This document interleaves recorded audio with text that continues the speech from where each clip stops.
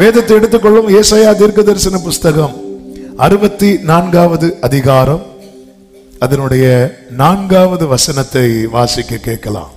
தேவனே உமக்கு காத்திருக்கிறவர்களுக்கு, தேவனே உமக்கு காத்திருக்கிறவர்களுக்கு நீர் செய்பவைகளை நீரே அல்லாமல் உலக தோற்றம் முதற்கொண்டு ஒருவரும் கேட்டதும் இல்லை, செவியால் உணர்ந்ததும் இல்லை, அவைகளை கண்டதும் இல்லை.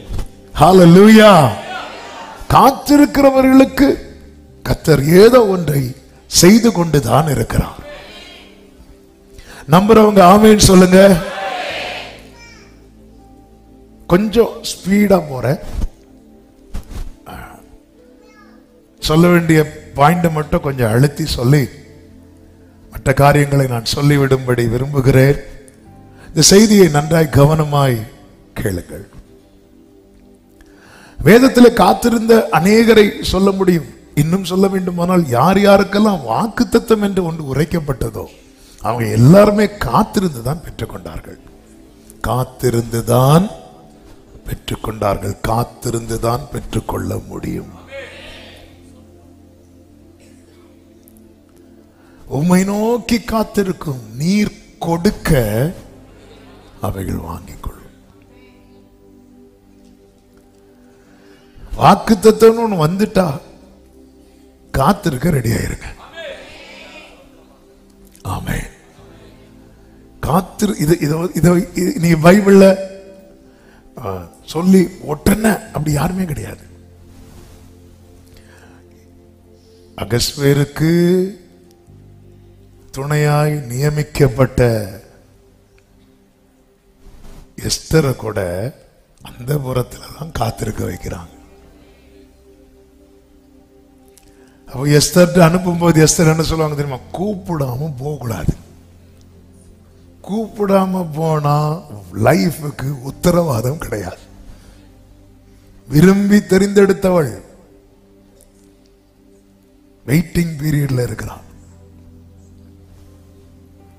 சீயோனை போன வரம் கேட்டோமே, விரும்பி தெரிந்தெடுத்து காத்திருக்க வைக்கிறான். காத்திருக்கும் போது கர்த்தர் பேரில் நாம் வைத்திருக்கிற நம்பிக்கை என்பது ரொம்ப முக்கியமானது.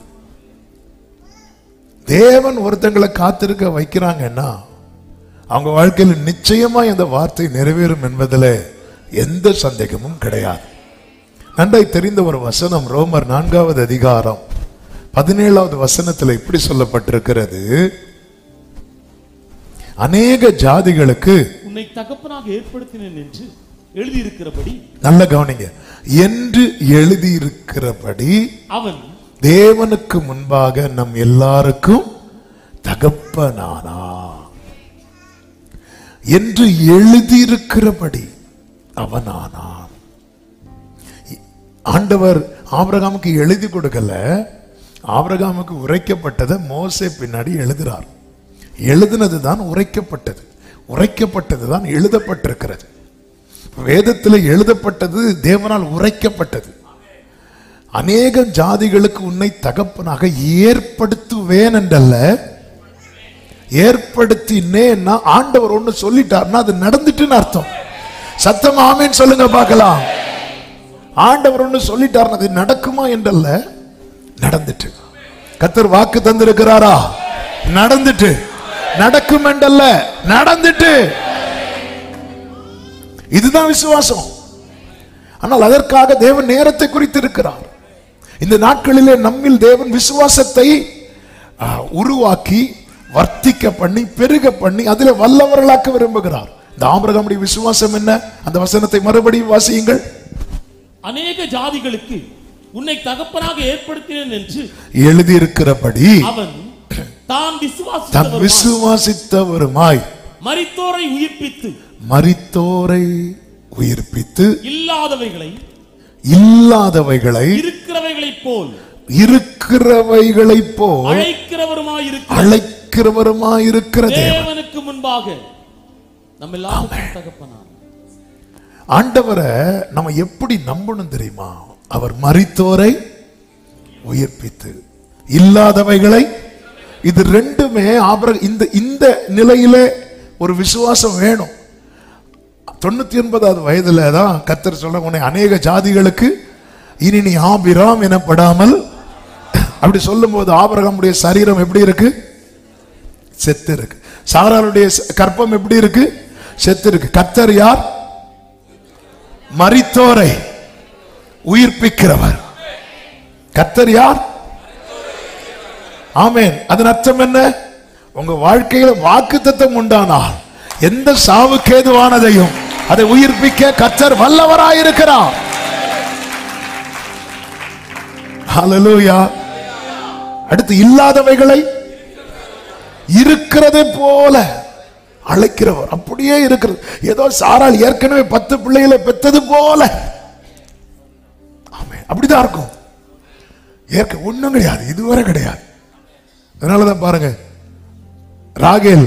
ராகேலுக்கு யோசேப்பு பிறந்ததும் அதுவரை இல்லவே இல்லை. யோசேப்பு பிறந்ததும் இன்னும் தருவார். ஆமென். ஹல்லேலூயா. சிலர் கிடைச்சதுக்கு ஸ்தோத்திரம் சொல்றாம இன்னும் ஒரு குமாரனை தருவார். கர்த்தருக்கு மகிமை உண்டாவதாக. இல்லாதவைகளை இருக்கிறவைகளை போல, அப்படி ஏதோ அங்க இருந்தது போல, ஈசாக்கு இவங்களுக்குன்னே கூடவே இருந்தது போல இல்ல. ஆனால் இல்லாத என் தேவன் யார் தெரியுமா? சிருஷ்டிகர். அதான் அடிக்கடி சொல்லுகிற வார்த்தை. இந்த பீடத்திலிருந்து பல முறை பேசப்பட்ட வார்த்தைகளில் ஒரு வார்த்தை என்ன தெரியுமா? அவர் இருக்கிறதை எடுத்து தருவார், இல்லாததை உருவாக்கி தருவார். ஆமென் சொல்லுங்க பார்க்கலாம். ஆனால் பல நேரத்தில் நாட்கள் போக போக சூழ்நிலைகள் மாற மாற நம்முடைய காத்திருத்தல் மேல நமக்கு ஒரு பெரிய கேள்வியே வருகிறது. காத்திருத்தல் ஏமாற்றமாகுமா? ஆரம்பத்தில் யோவான் சொன்னார், வருகிறவர் இவர்தான் தேவ ஆட்டுக்குட்டி அப்படி என்றார். நாட்கள் போக போக யோவான் கேட்கிறார், வருகிறது நீர்தானா இல்ல வேறொருவர் வர காத்திருக்கணுமா? பெரிய ஒரு கேள்வியே வருகிறது. இந்த வெயிட்டிங் பீரியட்ல அதான் ஏற்கனவே ஒரு செய்தியில் சொன்னது, 86 வயதுல கர்த்தர் ஆபிரகாமோடு பேசும்போது ஆபிரகாம் சிரிக்கவில்லை. காரணம், அப்பொழுது ஆபிரகாமின் சரீரம் நல்ல ஆரோக்கியமா இருந்தது. அதனுடைய ரிசல்ட் தான் அடுத்த அதிகாரத்தில் இஸ்மவேல் வாரான் சிரிச்சிட்டு. 99வது வயதுல கர்த்தர் ஆபிரகாமோடு பேசும்போது ஆபிரகாம் சிரிக்கிறான். ஆபிரகாம் சிரிச்சிட்டானா வீட்டில் இருக்கிற சாராளும் சிரிப்பான். ஆமென். அதனால நம்ம நம்பாம நம்ம வீட்டில் இருக்கிறவங்க நம்புன்னா அடுத்து வரும் கம்பு. முதல்ல நீ நம்பு, ஜோம் பண்ணா. அப்பா நீங்க ஜோம் பண்ணி நான் பார்த்ததே கிடையாது. ஆமென். ஆபிரகாம் 17வது அதிகாரத்தில் சிரித்தான், சாராள் 18வது அதிகாரத்தில் சிரித்தார். 2 பேரும் சிரிச்சதுனால ஈசாக்குன்னு பேரை வைக்க வச்சுட்டார். ஈசாக்குன்னா நகைப்பு. ஆமென். பல நேரத்தில் அந்த பேரை சொல்றதுக்காக வெயிட் பண்ணிட்டு இருக்கிறார். ஆமாம், இவங்களே சிரிச்சு பேரை சொல்ல வச்சிருவாங்க. ஈசாக்க பார்க்கும் போதெல்லாம் ஆபிரகாம் சாராளை பார்த்து சொல்லுவார், நீ சிரிச்சே இல்லை. ஒன்னாவ சொல்லுவார், நீங்க தானே முதல்ல சிரிச்சீங்க அப்படிமா. ஆமென்.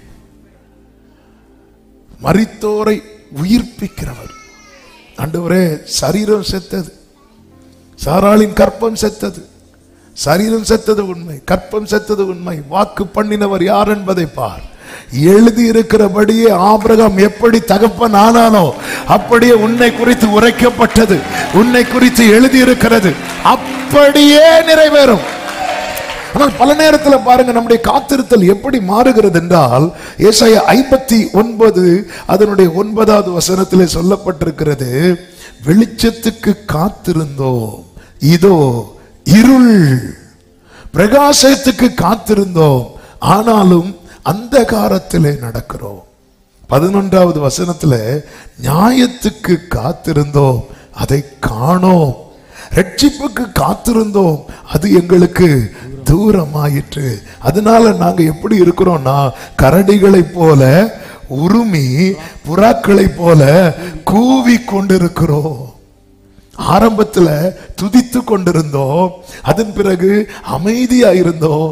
ஆனா இப்போ காத்திருக்கிறோம், காண மாட்டேங்கிறோம், காத்திருக்கிறோம், காண மாட்டேங்கிறோம். அதனால எனக்குள்ளே ஒரு உருமல் இருக்கிறது. என்னை அறியாமலே என்னுடைய இருதயம் அது அது அது என்னுடைய சோல் அப்படி கத்த ஆரம்பிக்குது. என் இருதயம் உருமது உள்ள இருந்து கூவிக்கொண்டு இருக்கிறோம். ஜெபம்னு சொல்லி வாயை திறந்தாலே ஏன்பா ஏன்பா ஏன்பான்னு தான் கேட்க வந்துட்டே இருக்குது. காத்திருத்தல் ஏமாற்றம் ஆகுமா? சொல்லுகிற செய்தியை நல்ல கவனமா கேளுங்க. எரேமியா அதே போல 14:19 எரேமியாவில் இப்படி கேட்கிறாங்க, யூதாவை முற்றிலும் வெறுத்தீரோ, சீயோன் உம்முடைய ஆத்துமாவுக்கு அரோசிகமாயிட்டோ, நாங்கள் ஆரோக்கியம் அடையக்கூடாதபடிக்கு எங்களை ஏன் அடித்தீர்? சமாதானத்துக்கு காத்திருந்தோம், ஒரு நன்மையும் இல்லை. ஆரோக்கிய காலத்துக்கு காத்திருந்தோம், இதோ ஆபத்து.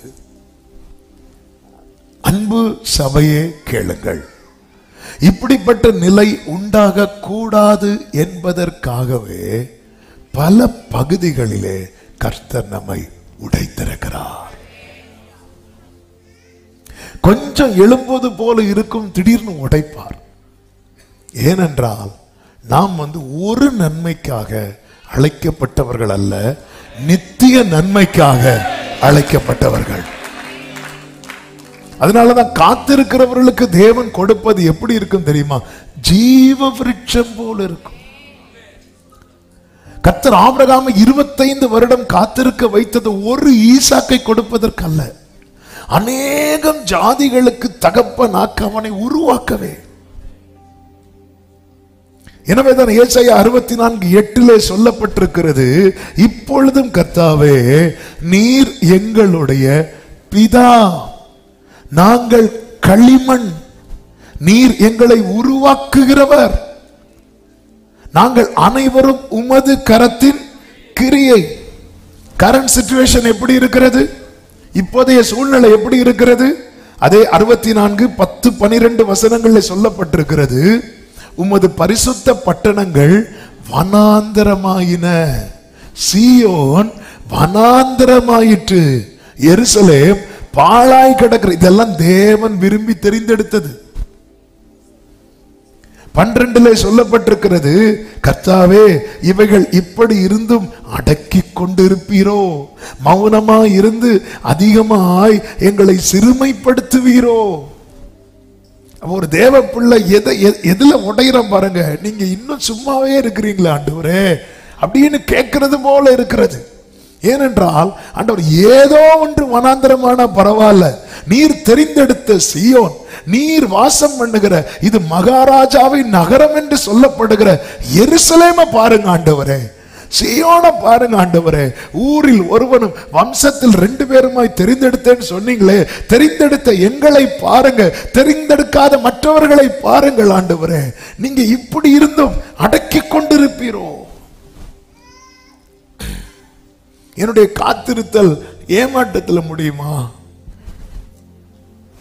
நான் ஒரு நன்மையை இதுவரை காணவில்லையே. ஆரோக்கியத்துக்கு காத்திருந்த ஆபத்து வருது, சமாதானத்துக்கு காத்திருந்தா ஒரு நன்மை இல்லை, நியாயத்துக்கு காத்திருந்தா எல்லாமே அநியாயமாய்தான் எனக்கு எதிராய் நடக்கிறது. என்னுடைய காத்திருத்தல் ஏமாற்றம் ஆகுமா அல்லது இனி மாற்றம் உண்டாகுமா? மாற்றம் வருவதற்கு வாய்ப்பு உண்டா அல்லது இவ்வளவுதானா என்ற பல கேள்விகளோடு இந்த சத்தத்தை கேட்கிற உள்ளமே, இனி மாற்றம் வரும் என்கிற ஒரு நம்பிக்கையை ஆவியானவர் இந்த நாளிலே சபைக்கு சொல்ல விரும்புகிறார். அந்த நம்பிக்கை தான் 5வது வசனத்தின் பிற்பகுதியிலே சொல்லப்பட்டிருக்கிறது. இன்னமும் தப்பி இருக்கிறோம், இன்னமும் தப்பி இருக்கிறோம். இந்த சீயோன் வனாந்தரமானது உண்மைதான், இந்த எருசலேம் பாழானது உண்மைதான், ஆனால் இன்னமும் தப்பி இருக்கிறோம், இன்னமும். ஆமென். நாம் உயிரோடு இருக்கிறோம் என்றாலே, உயிரோடு இருக்கிறீங்களா? ஆமென். ஹல்லேலூயா. நாம் உயிரோடு இருக்கிறோம் என்றாலே புரிந்து கொள்ள வேண்டிய 3 காரியங்கள் உண்டு. நாம் உயிரோடு இருக்கிறோம் என்றாலே நாம் புரிந்து கொள்ள வேண்டிய 3 காரியங்கள் உண்டு. ஒன்று, ஏன் உயிரோடு இருக்கிறோம் தெரியுமா? ஒன்று, தேவன் பராமரிக்கிறதுனால. யோபு சொல்லுகிறார், யோபு 10வது அதிகாரம் 12வது வசனத்துல, எனக்கு ஜீவனை தந்ததும் அல்லாமல் தயவையும் எனக்கு பாராட்டினீர், உம்முடைய பராமரிப்பு என் ஆவியை காப்பாற்றினது. ஒவ்வொரு நாளும் காலையில கண் விழிக்கும் போது உயிரோடு இருக்கிறோம் அப்படின்னாலே நீங்க என்ன முதல்ல மனசுல கொண்டு வரணும் தெரியுமா? நான் என்ன செய்யப்படுகிறேன்? பராமரிக்கப்படுகிறேன். அவர் எப்படி பராமரிப்பார் தெரியுமா? எப்படி பராமரிப்பார் தெரியுமா? ஏசாயா 27:3, கர்த்தராகிய நான் அதை காப்பாற்றி அடிக்கடி அதற்கு தண்ணீர் பாய்ச்சி ஒருவரும் அதை சேதப்படுத்தாதபடிக்கு அதை இரவும் பகலும் காத்துக்கொள்வேன். ஆண்டவருக்கு நைட் டியூட்டி, இன்னொருத்தங்களுக்கு பகல் டியூட்டி கிடையாது. ஹல்லேலூயா. அதனாலதான் கர்த்தருக்கு மாத்திரம் மகிமை உண்டாவதாக. ஹல்லேலூயா. ஆண்டவர் சொல்லுவார்ல, இமைப்பொழுது என் முகத்தை மறைத்தேன். ஊழியத்தின் ஆரம்பத்தில் ஆண்டவர்கிட்ட அதை வச்சுதான் பாடினேன். இமைப்பொழுதும் முகம் மறைத்தாலும் என்னால் வாழ முடியாதையா, என்னால் வாழ முடியாது. பராமரிக்கிறார். எதற்காக பராமரிக்கிறார்? யோபு கிட்ட கேட்கலாமா எதற்காக பராமரிக்கிறார்னு? யோபு சொல்லுவார், எனக்கு குறித்திருக்கிறதை நிறைவேற்ற. எப்படிங்க இருக்கும்? ஆயத்தம் பண்ணி வச்சுட்டு அந்த நன்மை அடைய இல்லைன்னா, ஏங்க நம்ம ஒருத்தங்களுக்கு வீட்டில் சாப்பாடு ரெடி பண்ணி வைக்கிறோம், அவங்க வரலன்னா? ஆமென். அவர் ஆயத்தம் பண்ணுகிறார். நான் மரண இருளின் பள்ளத்தாக்கில் நடந்தாலும் பொல்லாப்புக்கு பயப்படேன்னு சொல்றார். ஏன்னா அவருக்கு தெரியுது, அவர் எனக்கு ஒரு பந்தியை ஆயத்தப்படுத்தி வைத்திருக்கிறார். அப்படி இருக்கும்போது இந்த மரண இருளின் பள்ளத்தாக்கில் என் வாழ்க்கை முடிவடைய கர்த்தர் விட மாட்டார். எசேக்கியா ராஜா சொல்றார், ஆண்டவரே பொழுது விடியும் போது நான் இருக்க மாட்டேன் என்று. பொழுது விடிந்து பார்த்தா ஆள் இருக்கிறார். அவர் சொல்ற, நான் என்ன சொல்லுவேன்? அவர் எனக்கு வாக்கு தந்தார், அந்த பிரகாரமே செய்தார். நாம் உயிரோடு இருக்கிறோம் என்றாலே நம்ம மனசுல முதல்ல என்ன வரணும் தெரியுமா? நான் பராமரிக்கப்படுகிறேன், அவர் என்னை பராமரிக்கிறார். இரண்டாவது நம்ம மனசுல என்ன வரணும் தெரியுமா? அவர் நமக்காக பரிந்து பேசுகிறார். லூக்கா 13வது அதிகாரம் அதனுடைய 7, 8, 9 வசனங்களை வாசியுங்கள். அப்பொழுது 6 முதல் வாசியுங்கள். அப்பொழுது அவர் ஒரு ஓமையும் சொன்னார். ஒருவன் தன் திராட்சை தோட்டத்தில் ஒரு அத்திமரத்தை நட்டிருந்தான். அவன் வந்து அதிலே கனியை தேடின போது ஒன்றும் காணவில்லை. அப்பொழுது அவன் தோட்டக்காரனை நோக்கி, இதோ 3 வருஷமாய் இந்த அத்திமரத்திலே கனியை தேடி வருகிறேன். 3 வருஷமாய் அத்திமரத்திலே கனியை தேடி வருகிறேன், ஒன்றையும் காணவில்லை. இதை வெட்டி போடு, இதை வெட்டி போடு, நிலத்தை ஏன் கெடுக்கிறது, இதை நிலத்தை ஏன் கெடுக்கிறது என்றான். அதற்கு அவன், ஐயா, இது இந்த வருஷமும் இருக்கட்டும், இது இந்த வருஷமும் இருக்கட்டும், நான் இதை சுற்றிலும் கொத்தி எரு போடுவேன். கனி கொடுத்தால் சரி, கொடாவிட்டால் இனிமேல் இதை வெட்டி போடலாம் என்று சொன்னான். அப்ப இங்கே இந்த மரம் வெட்டி போடப்பட வேண்டிய மரம் வெட்டி போடாமல் இருக்க காரணம் என்னவென்றால், ஒருவர் பரிந்து பேசுகிறார்.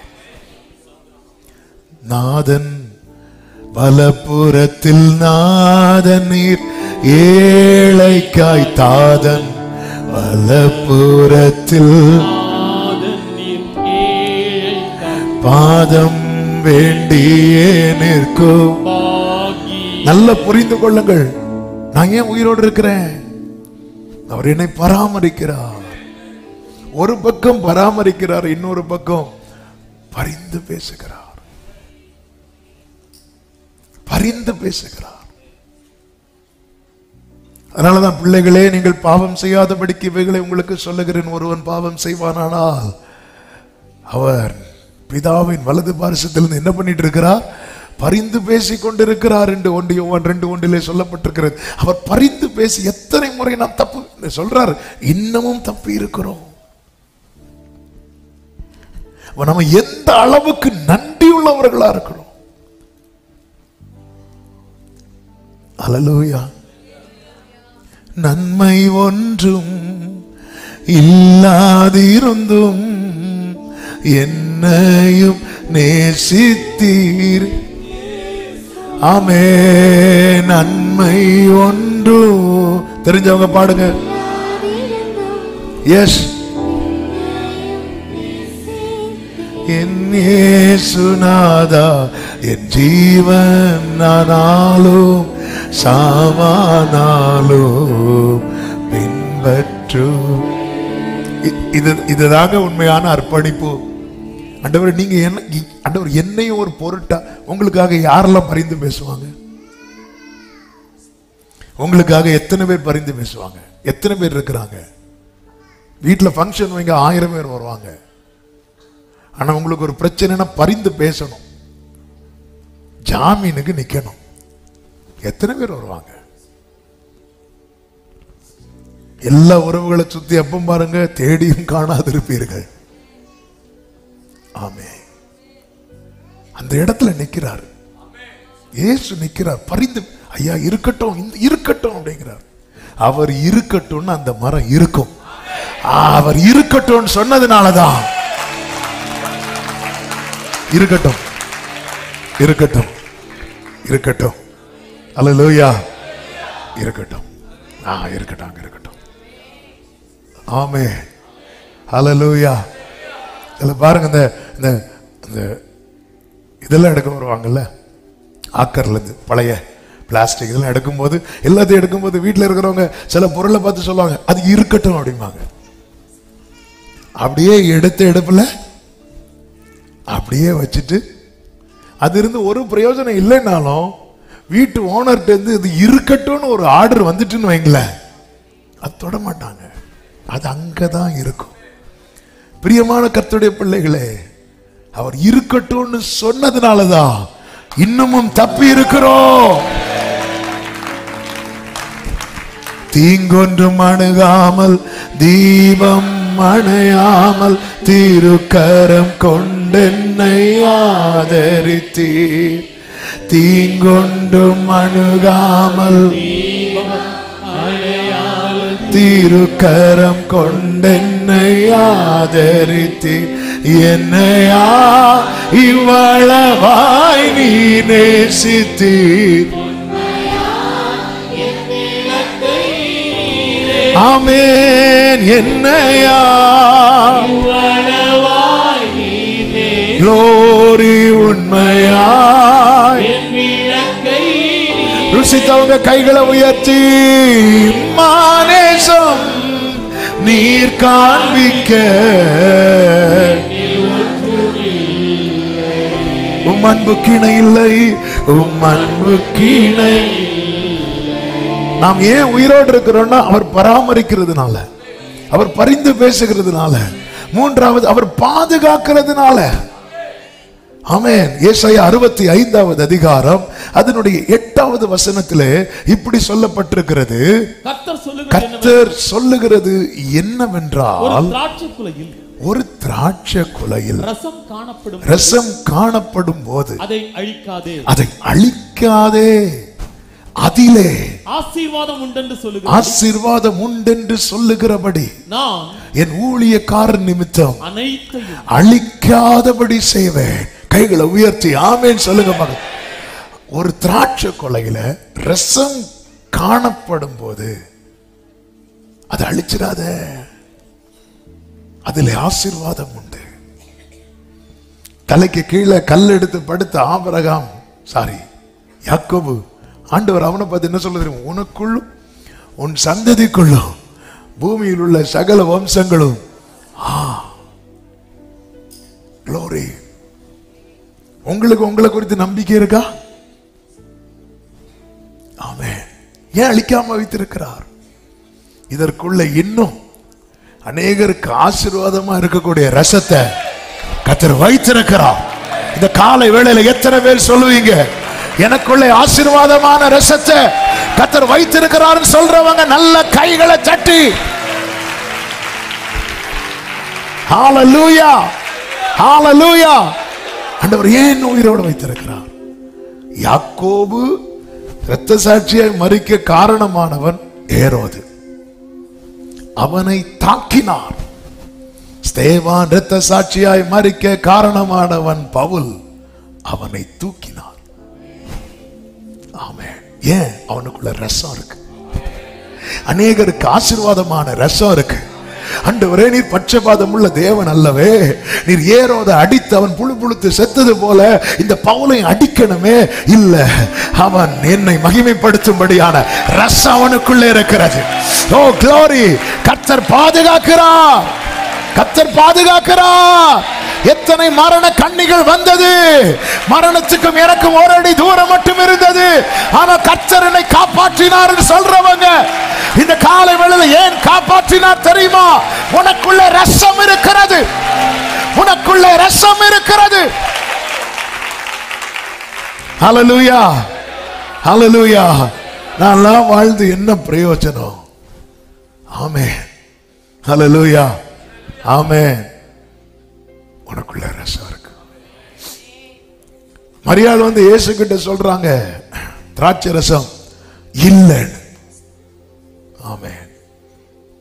உடனே இயேசு, சரி நான் போயிட்டு வரேன். போனாரா? போகல. ஏன்னா அங்க ரசம் இருக்கு. ஆமென். எத்தனை பேர் என்னை விட்டு அவர் போகலன்னு சொல்றீங்க? ஆமென். மரியாள் சொன்னாங்க இல்லை என்று, இயேசு சொன்னார் வரவில்லை என்று.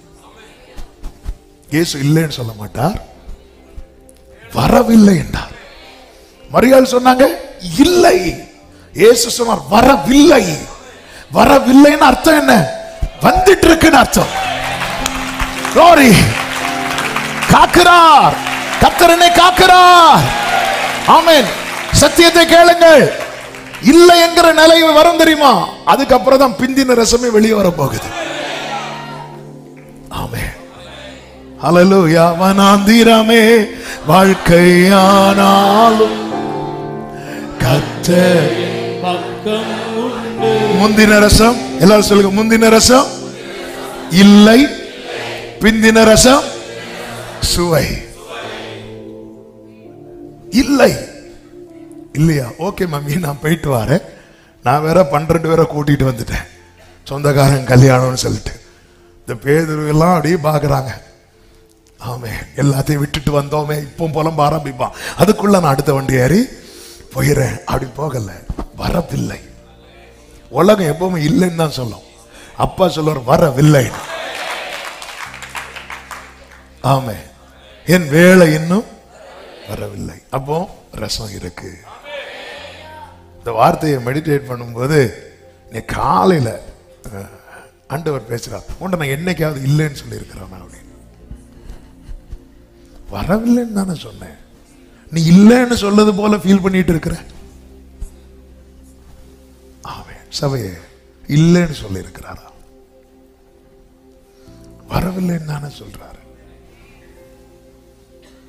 ஆமென். அவர் அங்கேயே நிற்கிறார். அந்த இடம் எப்படி மாறணும் தெரியுமா? அவர் உங்களுக்கு என்ன சொல்லுகிறாரோ அதன்படி செய்யுங்கள். அப்படி மாறணும் அந்த இடம். இதுக்காக தான் வெயிட்டிங். இந்த வீட்டில் இனி ஒரு சத்தம் டாமினேட் பண்ணக்கூடாது. மரியாள் ஸ்பேஸ் கொடுக்கறாங்க ஜீசஸுக்கு. எல்லாரும் ஜீசஸுக்கு ஸ்பேஸ் கொடுக்கறாங்க. இனி இந்த வீட்டில் அடுத்து என்ன நடக்கணும், எது உள்ள வரணும் தீர்மானிக்கிறது கர்த்தர். ஆண்டவரே என்கிட்ட இல்லப்பா இல்லப்பா இல்லப்பா. அவன் சொல்லும் உலகம், அவன்கிட்ட ஒன்றும் கிடையாது. ஃபங்க்ஷனுக்கு இவங்களை கூப்பிடலையா? அவங்கள கூப்பிட்டு எதுக்கு? தேவையில்லாம ஒரு சாப்பாடு தான் வேஸ்ட் ஆகும். அவங்க ஒன்றும் கிடையாது. இல்லை என்று உலகம் சொல்லும் போது ஆண்டவரே எல்லாரும் இல்லைன்னு கையை காட்டிட்டாங்க, மரியாளும் இல்லைன்னு கையை காட்டிட்டாங்க. ஆண்டவர் சொல்லுவார், நான் இல்லைன்னு சொல்ல மாட்டேன், வரவில்லைன்னு தான் சொல்லுவேன். அதன் அர்த்தம் அது வந்து கொண்டு இருக்கிறது. வேதம் என்ன சொல்லுகிறது தெரியுமா? அதனுடைய யோவான் 2வது அதிகாரம் அதனுடைய 9வது வசனத்தை வாசிங்க. அந்த திராட்சரசம் எங்கே இருந்து வந்ததென்று தண்ணீரை மொண்ட வேலைக்காரருக்கு தெரிந்ததே அன்றி பந்தி விசாரிப்புக்காரனுக்கு தெரியாததினால் அவன் அது எங்கே, இதனாலதான் ரச விஷயத்துல கூட பாருங்க, அவர் செய்கிறத ஒரு கண்ணும் காணவில்லை, ஒரு காதும் கேட்கவில்லை, ஒருவரும் உணரல. இந்த தண்ணீரை எடுத்து கொடுன்னு சொல்றார். அவங்க தண்ணீர் எடுத்து கொடுக்கும் போது பாதி வழியில ரசம் ஆச்சா இல்ல யாருக்கும் தெரியாது. இப்படி நடக்கும். திரும்பி பார்க்கறதுக்குள்ள என்னடா இது, தண்ணியை தானே கொண்டு கொடுத்தோம், திரும்பி பார்த்தா இதுதான் கர்த்தருடைய செயல். நீங்க வேலை வராம அவரை எவ்வளவு உலுக்குனாலும் அப்படிதான் இருப்பார். வேலை வந்துட்டுன்னா நீங்க அப்படி கூப்பிடுறதுக்கு முன்னாடி, அதனால வேண்டிக் கொள்வதற்கு முன்னமே கட்டளை வெளிப்பட்டது. ஆமென். பராமரிக்கிறார், பரிந்து பேசுகிறார், பாதுகாக்கிறார். இவ்வளவு செய்கிறார்னா நிச்சயம் நம்மை காத்திருக்கிற காரியத்தை அடையும்படி செய்வார். சத்தம் ஆமென் சொல்லுங்க பார்க்கலாம். காத்திருக்கிற தேவ பிள்ளைகளுக்கு பாத்தீங்களா, ஒரு கல்யாண வீட்டுல ஒரு தண்ணீர் ரசமா மாறுறதுக்கு அந்த வீட்டுல அவருடைய சத்தம் மாத்திரமே உயர்ந்திருக்க வேண்டியதா இருந்தது. அதுபோலதான் காத்திருக்கிறவர்களிடத்துல தேவன் எதிர்பார்க்கிற அநேக காரியங்கள் உண்டு. அதுல ஒரு 4 காரியத்தை வேகமாய் சொல்லி நான் ஜெபிக்க விரும்புகிறேன். நல்ல கவனமாய் கேளுங்கள். நம்முடைய காத்திருத்தல் ஏமாற்றமாயிடக்கூடாது. நன்மைக்கு காத்திருந்தோம், தீமை நியாயத்துக்கு காத்திருந்தோம், நீதிக்கு காத்திருந்தோம், அநியாயம் நடக்குது, சமாதானத்துக்கு காத்திருந்தோம், ஆரோக்கியத்துக்கு காத்திருந்தோம், ஆபத்து. இப்படி ஒரு புலம்பலாயிடக்கூடாது, புலம்பலாயிடக்கூடாது. ஆமென். நான் காத்திருந்த காரியத்தை கர்த்தர் எனக்கு கைகூடி வர பண்ணினார் என்று சொல்லி பாடும்படியாய் நம்முடைய வாழ்க்கை இருக்க வேண்டும்.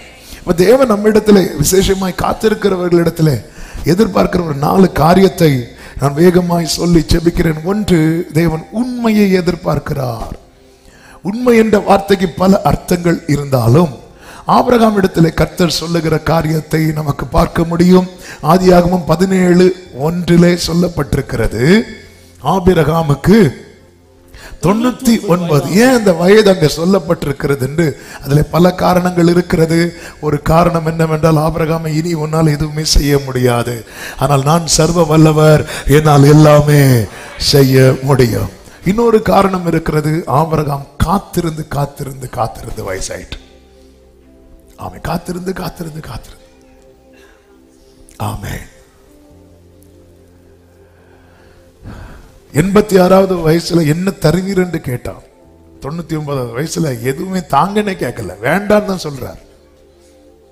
வாக்குத்தத்தம் கொடுக்கும்போது சிரிக்கிறார். அதன் அர்த்தமே வேண்டாம், நீங்களே அதை வச்சிருங்க. ஹல்லேலூயா. சில பிள்ளைங்க பாருங்க, கேட்கும், கேட்டு கொடுக்கலன்னா அடம்பிடிச்சு கொடுக்கல, சரி என்ன வச்சுக்கோன்னா வேண்டாம். அப்படிதான் ஆபிரகாம் வேண்டாம், சிரிக்கிறார். இருக்கிறபடி பார்க்கிற இஸ்மவேல் நிற்கிறான். இஸ்மவேல் உமக்கு முன்பாக, இந்த இஸ்மவேல் மேட்டர் தான் 13 வருஷம் பேசாம ஆயிட்டேன், திருப்பியா நீ கொண்டு வராத. ஆமென். ஆண்டவர் இங்கே சொல்லுகிறார், நீ எனக்கு முன்பாக நடந்து கொண்டு உத்தமனாயிரு. உண்மை என்கிற காரியம் இங்கே கர்த்தர் என்ன விரும்புகிறார் தெரியுமா? காத்திருக்கிறவர்கள் அவர் பார்வையிலேயே இருக்கணும், அவர் பார்வையிலேயே இருக்கணும். ஆண்டவர் 99 வயது ஆபிரகாம், 75 வயது ஆபிரகாம் சொன்னார், அதை விட்டுட்டு வாங்குறார். 86 வயது ஆபிரகாம் சொல்றார், உன் கூடாரத்தை விட்டு வெளியே வாங்குறார். 99 வயது ஆபிரகாம் சொல்றாரு, உத்தமனாயிரு அப்படிங்கிறார். எனக்கு முன்பாக நீ ஆகார் மேட்டரை உன் லைஃப்ல கொண்டு வருவதற்காக என்னை விட்டு போயிட்ட. ஆண்டவர் பார்வை விட்டு போய்விட்டான் என்பது அடையாளம் என்ன தெரியுமா? அந்த காரியத்தை அவன் ஆண்டவர்கிட்ட வைக்கவே இல்லை. ஆண்டவர்கிட்ட வச்ச ஆண்டவர் எஸ் சொல்லுவார், நோ சொல்லுவாரா? சொல்லுங்க, நோ தான் சொல்லுவார். அதனாலதான் நமக்கு தெரியும் எந்த எந்த காரியத்துக்கு ஜெபம் பண்ணணும், எந்த காரியத்துக்கு ஜெபம் பண்ணக்கூடாதுன்னு நமக்கு தெரியும். ஆண்டவர் பார்வையில் வைக்காம நம்ம எந்த ஒரு காரியத்தை நடப்பித்தாலும் நம்ம பார்வையை விட்டு அகன்று விட்டோம் என்ற அர்த்தம். அதன் அர்த்தம் அந்த உண்மையிலிருந்து விலகிட்டோம். 86 வயசுல கர்த்தர் பிராமிஸ் பண்ணார். 99 வயசு வரை அது இன்னும் தள்ளி போகுது. அதாவது தேவனிடத்தில் கேட்காமல் என் விருப்பத்தையும் எனக்கு சரின்னு தோன்றதையும் நான் ஆண்டவர்கிட்ட வைக்காம நான் செய்யறேன்னா நானே எனக்கு என்னை எஜமானாக்கி விட்டேன் என்று அர்த்தம். நம்முடைய விருப்பத்தை செய்வதற்காகவே வழி விலகி போகிறோம். யாக்கோபை குறித்த செய்தியில் இதை நம்ம டீட்டெயிலா கடந்த ஆண்டுல கேட்டோம். கண்டிப்பா உங்களுக்கு மறந்திருக்கும். ஆண்டவர் யாக்கோபை சந்திக்கிறார். எங்க போகணும்னு தெரியாம மாமா வீட்டுக்கு போகணும்னு அனுப்பியாச்சு. எத்தனை இடத்துல கேட்டு விசாரிச்சுட்டு போகணும் தெரியுமா? நம்ம கூகுள் மேப் போட்டாலே தப்பா கொண்டு விடுது. இது போனும் கிடையாது, லெட்டரு கிடையாது, அட்ரஸ் கிடையாது. இந்த ஊர்ல இருக்கிற அவ்வளவுதான். அப்ப விசாரிச்சுட்டு தான் போகணும். இவர் வெளியே போய் பழக்கமும் கிடையாது. இவருக்கு கிச்சனை விட்டா பெட்ரூம், பெட்ரூமை விட்டா ஹாலை விட்டா கிச்சன், இதை தவிர வேற ஒண்ணுமே தெரியாது. நேரா போறாரு. தலைக்கு கீழே கல் எடுத்து வைக்கும் போது கர்த்தர் காண்பித்து கொடுக்கிறார். மேலே வானத்திலிருந்து கீழே பூமி வர ஒரு ஏணி வைக்கப்பட்டிருக்கிறதை காண்பித்து கொடுக்கிறார். ஆண்டவர் சொல்றாரு, அதுல நிறைய மெசேஜ் இருக்கிறது. அதுல ஒரு மெசேஜ் என்ன, இங்க பாருப்பா, இந்த பூமியிலிருந்து வானம் வரைக்கும் எனக்கு பாதை போட தெரியுது பாரு. உன் வாழ்வின் பாதை என் கையில் இருக்கிறது. ஆண்டவர் இந்த மெசேஜை கொடுக்கும் போது அவர் எழும்பி தாவீது யாக்கோபு சொல்ற, நான் போகும் இடத்தில் இல்லாம நீர் என்னை காப்பாற்றி. நான் எங்க போனோம்னு கேட்கல. ஏன்னா அவர் மனசுல ஒரு தீர்மானத்தோட வந்திருக்கிறார், எங்க போகணுமோ அங்கதான் போவேன். ஆனா நான் ஆராதிப்பேன் ஆண்டவரே, இந்த இடம் எவ்வளவு பயங்கரமா இருக்கிறது ஆண்டவர், இந்த இடத்துல நான் வருவேன், இதை நான் தூணாக்குவேன், இங்கே நான் ஆராதிப்பேன். அதோட முடிந்து நான் போற இடத்துல என்னை காப்பாற்றுங்க. இந்த இடத்துல என்ன கேட்டிருக்கணும், நான் எங்க போகணும் ஆண்டவரே.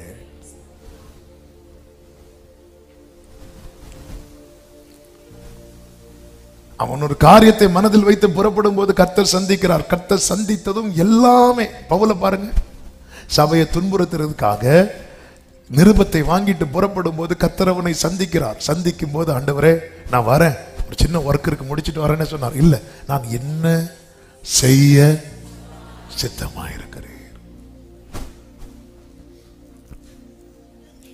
இந்த யாக்கோபை குறித்து வேதம் சொல்லுகிறது, கர்த்தர் இவ்வளவு பேசினதுக்கு அப்புறமும் ஆதியாகமம் 29:1 சொல்லப்பட்டிருக்கிறது, யாக்கோபு பிரயாணம் பண்ணி கீழ்த்திசையாரின் தேசத்தில் போய் சேர்ந்தான் என்று சொல்லப்பட்டிருக்கிறது. கீழ் திசையை நோக்கி ஒருவனுடைய பிரயாணம் ஆண்டவரிடத்திலிருந்து போகிறது என்றாலே அது யாருடைய வழி தெரியுமா? காயினுடைய வழி. ஆமென். ஆதியாகமம் 4:16 அப்படியே காயின் கர்த்தருடைய சந்நிதியை விட்டு புறப்பட்டு ஏதேனுக்கு கிழக்கான தேசத்தில் குடியிருந்தான். இது அப்ப கிழக்க போனா தப்பா? அப்படி இல்லை, நான் ஆவிக்குரிய கண்ணோட்டத்தோடு சொல்லுகிறேன். அவனா ஒரு பாதையை தெரிந்தெடுத்து போறான் தெரியுமா? அவன் சமூகத்தை விட்டு போறான்னு அர்த்தம். சமூகத்தை விட்டு போய் திரும்பி சந்திக்கும் போது கர்த்தர் பேர் என்னன்னு கேட்பார். சமூகத்தில் இருக்கும் போது முற்பிதாக்கள் பேரை வர சொல்லி ஆண்டவர் பிராமிஸ் பண்ணிட்டு இருப்பார். சமூகத்தை விட்டு போற அவன் பேர் என்ன தெரியாதது போலவே இருப்பார் ஆண்டவர். தெரியாதது போலவே இருப்பார் ஆண்டவர். ஹல்லேலூயா. இங்கே வந்து ஆராதித்து விட்டு வெளியே அவருடையவர்களை அல்லாமல் நாம் அவரை விட்டு விலகி போன ஆண்டவர் தெரியாதது போல இருப்பார். நீதிமொழிகள் நான் கூப்பிடும் போது எப்படி அவங்க கேட்காம இருந்தாங்களோ, அவங்க கூப்பிடும் போது நானும் கேட்காம இருப்பேன். காத்திருத்தல் ஏமாற்றமாக கூடாது என்றால் அவர் பார்வையில் இருக்கணும். அவர் பார்வையில் இருக்கு. அதுதான் தாவீது சொல்லுகிறான், கர்த்தரை எப்பொழுதும் எனக்கு முன்பாக வைத்திருக்கிறேன் எப்பவுமே. ஆமென். ஹல்லேலூயா. சில பார்த்திருக்கீங்களா, ஸ்பீடா நடப்பாங்க, அதுல ஒரு பைபிள் இருக்கும், சிலர் வந்து ஒரு போட்டோ வச்சிருப்பாங்க, சிலர் ஒரு சிலுவையை வச்சிருப்பாங்க, ஸ்பீடா நடப்பாங்க. அது கிட்ட வந்தோடனே ஸ்லோ ஆயிட்டு. என்ன ஒரு பயபக்தி! ஏன்னா கரெக்டா அந்த ஆங்கிள் தான் ஆண்டவர் இருக்கிறார், இப்படியே பார்த்துட்டு இருப்பார். சிலர் அது கிட்ட வந்ததும் ஆமென். இங்க எத்தனை பேர் கும்பிட்டு போட்டு போவாங்க தெரியுமா? நீங்க எத்தனை பேர் எங்கெல்லாம் கும்பிட்டு போடுறீங்க? ஒருத்தங்களை பார்த்தேன் வழியில. ஆமென். எப்பொழுதும் சில பாருங்க, ஏதாவது ஒண்ணு பேசணும்னு வரும்போது வெளியே வா பேசும், அது நல்லது, இங்க இருந்து பேசக்கூடாது. ஆனா அதே நேரத்தில் நம்ம என்ன நினைச்சிட்டு போறோம் தெரியுமா? இங்க இருந்து பேசினா ஆண்டவருக்கு கேட்கும். இந்த 4 சுவரோட பரலோக நெட்வொர்க் முடிஞ்சிட்டு வெளியே போனா கேட்காது. ஏன்னா சவுண்ட் ப்ரூஃப். நம்ம அப்படி நினைச்சிட்டு இருக்கிறோம். அதனாலதான் அந்த எலியேசர் மேட்டரை உள்ள கொண்டு வந்தார் ஆபிரகாம். ஏன்னா அப்ப பார்வையில் இருந்தார். ஆகார் மேட்டரை உள்ள கொண்டு வரல, ஏன்னா விலகி இருந்தார். எரேமியா 2வது அதிகாரம் 31வது வசனத்தில் சொல்லப்பட்டிருக்கிறது, சந்ததியாரே, நீங்கள் கர்த்தருடைய வார்த்தையை சிந்தித்து பாருங்கள். நான் இஸ்ரவேலுக்கு வனாந்திரமும் காரிருளான பூமியுமாக இருந்தேனோ, பின்ன ஏன் என் ஜனங்கள் நாங்களே எஜமான்கள் இனி உம்மிடத்தில் நாங்கள் வருவதில்லை என்று சொல்லுகிறார்கள். நாங்களே எஜமான்கள். நமக்கு எஜமான் யார்? Who is your master? உன்னுடைய எஜமான் யார்? உங்க எஜமான் யார்? அவர் அப்பான்னு சொல்றோம், எஜமானா வைத்திருக்கிறோமா? எஜமான், மாஸ்டர். ஒரு எஜமான் இருக்கிறாருன்னா அவர் சொல்படிதான் செய்யணும். இல்ல நாங்களே எங்களுக்கு எஜமான். இதுதான் என்ன செய்கிறது தெரியுமா? காத்திருக்கிறவருடைய காத்திருத்தல் ஏமாற்றத்தை நோக்கி போய்விடக் கூடாது என்பதற்காக பரிசுத்த ஆவியானவர் இந்த காலை வேளையிலே பேசிக் கொண்டிருக்கிறார். நம்முடைய எஜமான் யார்? நீங்க கீழே படிச்சீங்கன்னா தெரியும். 36வது வசனத்தை பாருங்கள். நீ உன் வழியை மாற்றி மாற்றி விலகி போகிறது என்ன? நீ அசீரியாவினால் வெட்கப்பட்டது போல எகிப்தினாலும் வெட்கி போவாய். வழியை மாற்றி மாற்றி விலகி போறது காரணம் என்ன? இங்க வானா, இல்ல எங்களுக்கு தெரியும். ஏன்னா நாங்க தான் எங்களுக்கு எஜமான். ஹல்லேலூயா. நம்முடைய எஜமான் யாரு? ஆமென். நமக்கு மேல இருந்து நம்ம நடத்துறது யார்? எஜமானனே என் இயேசு எண்ணமெல்லாம் உம் சித்தம் செய்வது. நம்முடைய எஜமான் யார்? நல்ல புரிந்து கொள்ளுங்க. அவர் எனக்கு எஜமானா இருந்தால் நான் ட்ராக்கை மாத்தி மாத்தி போக மாட்டேன். ட்ராக் மாறாம நடப்பேன். நான் ட்ராக்கை மாத்தி மாத்தி போயிட்டு இருக்கிறேன்னா எனக்கு யாரை எஜமானா வச்சிருக்கிறேன்? என்னையே. 2வது அதிகாரம் வரைக்கும் அந்த பழத்தை பார்க்கவே இல்லை. அந்த பழத்தை பார்க்க, இந்த பழத்தை புசிக்காதே, ஓகே ரைட். ஏன், எதுக்கு? ஒரு கொஸ்டின் கிடையாது. ஏன்னா அவர்களுக்கு எஜமானா இருந்தார். 3வது அதிகாரத்தில் சாத்தான், உனக்கு எதுக்குப்பா இன்னொரு எஜமான், உனக்கு எதுக்குப்பா இன்னொரு தேவன்? நீ ட்ராக்க மாத்து. மூத்த குமாரனுக்கு தகப்பனுக்கு கீழே இருக்கிறது வரைக்கும் ட்ராக் மாற முடியல. எனவேதான் தன் ஃப்ரெண்ட்ஸு கூட ஹாப்பியா இருக்கிறதுக்கு ஒரு மட்டன் பிரியாணி போடுறதுக்கு அப்பா கிட்ட போய் பெர்மிஷன் கேட்கிறான். அப்பா நோன்ட்டார். இவ்வளவுக்கும் தகப்பன் 2 பேருக்குமே சொத்தை பிரிச்சு கொடுக்கிறார். இளையவனை விட மூத்தவனுக்கு தான் ஜாஸ்தியா இருக்கும். அப்படி இருந்து அப்ப அவனுக்கு தான் எல்லாமே, என்னுடையதெல்லாம் எல்லாம். அப்ப அப்பா கிட்ட கேட்காமலே ஆடை அடிச்சிருக்கலாம். அவன் வருத்தத்தை பாருங்க. ஏன் நண்பர்கள் கூட இருக்கிறது ஒரு ஆட்டுக்குட்டியை கூட நீங்க தரல. அவன் ஆளு கேட்டு இருக்கிறார் நிறைய. அவர் நோன்ட்டாரு. இன்னைக்கு ட்ரீட் கேன்சல். இன்னைக்கு நீ ட்ரீட் எங்க அப்பா கிட்ட கேட்கிறேன். எல்லாத்துக்கும் இந்த வளர்ந்ததுக்கு அப்புறம் அப்பா கிட்ட போய் கேட்டு இருக்கிறான். இளையகுமாரன் அப்படி இல்லை. ட்ரீட்டோ ட்ரீட். கடைசியில் அவனுக்கு மெயின் டிஷ்ஷே தவிடு, அதுவும் கிடையாது. நீ அதை காண்பாய், புசிக்க மாட்டாய். ஆமே. அவனுக்கு நீ யாருக்குனாலும் ட்ரீட் வைக்கலாம். ஆமா. அப்படி இல்லை, நமக்கு எஜமானியா. அதனால கர்த்தர் என்ன சொல்லுகிறார்? 37வது வசனத்தை வாசியுங்கள். நீ உன் கைகளை தலையின் மேல் வைத்து கொண்டு இவ்விடத்திலிருந்து புறப்பட்டு. இதுதான் வெட்கத்தோட. ஐயோ, அடி எப்ப தெரியுமா? இப்படி ஒரு நிலைமை தேவனை ஆராதிக்கிற காத்திருக்கிற ஒருவருக்கும் வரக்கூடாது. இப்படி தலையில கை வச்சு ஐயோ எல்லாம் போச்சு, அப்படி வரவே கூடாது. ஏனெனில் உன் நம்பிக்கைகளை, உனக்கு நம்பிக்கை இல்லைன்னு சொல்லல, உன் நம்பிக்கைகளை கர்த்தர் வெறுத்திருக்கிற. காத்திருக்கிறோம்னால நம்பினதுனால தானே காத்திருக்கிறோம். அந்த நம்பிக்கையை கர்த்தர் நேசிக்கணும். அந்த நம்பிக்கையை கர்த்தர் வெறுத்திடக்கூடாது. அந்த நம்பிக்கையை கர்த்தர் வெறுத்திடக்கூடாதுன்னா நான் ட்ராக்கை மாத்தி மாத்தி இருக்கக்கூடாது. சண்டே ஒரு ஆளா, மண்டே இன்னொரு ஆளா, டியூஸ்டே இன்னொரு ஆள், இப்படி இருக்கக்கூடாது. இப்படி இருந்தா அந்த நமக்கு நம்பிக்கை ஹெவியா தான் இருக்கும். கர்த்தர் தருவார், கர்த்தர். அந்த நம்பிக்கை மேல கர்த்தருக்கு ஒரு வெறுப்பு வந்துடும். நான் எப்படி இருந்தாலும் என் விசுவாசம் போதும், விசுவாசம் போதும் வெறுத்துருவார். நம்பிக்கையை வெறுக்கிறார். அவைகளால் உனக்கு காரியமாய்க்காது. நீ ஒரு நம்பிக்கை வச்சிருக்கிறல்ல, நம்பினா போதும் காரியம் நடக்கணும், நடக்காது அப்படிங்கிறார். இதை படிக்கும் போது ஆண்டு 2 சம்பவத்தை நினைவில் கொண்டு வந்தார். ஒன்று ஓப்பனி பினேகாஸ், இன்னொன்று சகரியா. இந்த ஓப்பனி பினேகாஸ் பாருங்க, நம்பிக்கை வைத்தாங்க. எது மேல தெரியுமா? உடன்படிக்கை பெட்டி மேல. முதல் யுத்தத்துல பெலிஸ்தியர் கை ஓங்கினதும் 2வது ரெடி ஆகுறாங்க. யுத்தம் பண்ண போகாம வீட்டுல இருந்திருக்கலாம்ல, இல்ல, உடன்படிக்கை பெட்டியை கொண்டு வா. அவ்வளவு நம்பிக்கை. இந்த உடன்படிக்கை பெட்டியை கொண்டு போய் முன்னாடி போனா ஜெயிச்சிருவோம் நம்பிக்கை. முன்னாடி நிக்கிறாங்க, வீட்டுல ஒளிந்து இருக்குல்ல, முன்னாடி நிக்கிறாங்க. ஓப்பனி பினேகாஸ் முன்னாடி நிக்கிறாங்க. அவங்க என்ன நம்பிக்கை வச்சிருக்கிறாங்க. ஆமே, இஸ்ரவேலர்கள் எல்லாம் பின்வாங்கி போனாங்க. பின்னாட்கள்ல நமக்கு தெரியும், தாவீது மட்டும் தான் போனார். தாவீது வைத்த அதே நம்பிக்கையை தான் அப்ப இவங்களும் வச்சிருப்பாங்க. முன்னாடி நிக்கிறாங்க, நம்பிக்கை ஸ்ட்ராங். ஆனா அந்த நம்பிக்கையை கர்த்தர் வெறுத்தார். ஏன்னா இவங்க ட்ராக் தெரியல. விசுவாசம் இருந்தா போதும், விசுவாசம் இருந்தா போதும். பாதை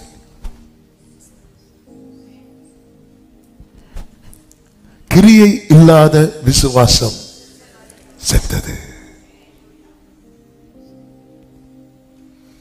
எவ்வளவு நம்பிக்கை வச்சிருப்பாங்க ஃப்ரெண்ட்ல. அது யுத்தம். இந்த வீடு காண போகல, யுத்தத்துக்கு போறாங்க. ஆமா, உயிரோடு இருந்தா திரும்பி வருவாங்க. அதுவும் அதுல ஒருவனுடைய மனைவி கன்சீவா இருக்கிறான். அவன் அதை சாக்கா சொல்லி வீட்டுல இருந்திருக்கலாம். இல்ல, நான் வரேன். யுத்தத்துல ஃப்ரண்ட் லைன்ல நிக்கிறாங்கன்னா எவ்வளவு நம்பிக்கையை வைத்திருப்பாங்க. அந்த நம்பிக்கையை கர்த்தர் வெறுத்தார். ஏன்னா ட்ராக் சரியில்லை. இனி சகரியாவை பாருங்க. சகரியா, எலிசபெத். இந்த சகரியா பாதை சீரா இருந்தது, ஆனா நம்பிக்கையோ குறைவா இருந்துச்சு. கர்த்தர் சொல்றார், உன் வேண்டுதல் கேட்கப்பட்டது. சகரியா, எலிசபெத் உங்களுக்கு ஒரு குமாரனை கொடுப்பார், யோவான் பேர் வை. உடனே சகரியா சொல்றான், ஐயோ நான் கிழவன் அப்படிங்கிறான். அவனுடைய நம்பிக்கை ஸ்ட்ராங் இல்லை, ஆனாலும் கர்த்தர் கொடுத்தார். உன் விசுவாசம் ஸ்ட்ராங்கா இருந்து உன் பாதை சரியில்லைன்னா, அதே நேரத்தில் உன் பாதை சரியா இருந்து உன் விசுவாசம் கொஞ்சம் குறைவா இருந்தாலும் கர்த்தர் செய்ய நினைத்தது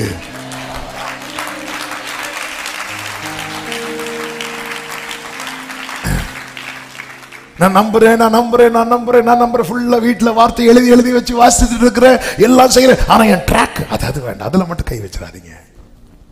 நம்பினா போதும். ஓப்பனி பிணைகாசுக்கு இல்லாத நம்பிக்கை நம்மள்ட்ட இருக்கு. ஒரு நாளாவது ஜெபம் பண்ணிருப்பாங்களா அவங்க? ஆனா என்ன நம்பிக்கையில யுத்தத்துல ஃப்ரெண்ட்ல நிக்கிறாங்க. அவங்க போக வேண்டிய ஏலி வீட்டுல இருந்தது போல அவங்களும் இருந்திருக்க வேண்டியதானே.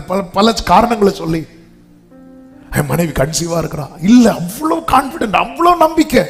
ஆனா அந்த நம்பிக்கைக்கு அவங்களுக்கு ஒரு குறைவில்லை, ஆனா பாதை சரியில்லை. ஏன்னா அவங்களுக்கு அவங்களே எஜமான். தீர்க்கதரிசி மூலம் சொல்லப்பட்ட வார்த்தையை தட்டினார்கள்.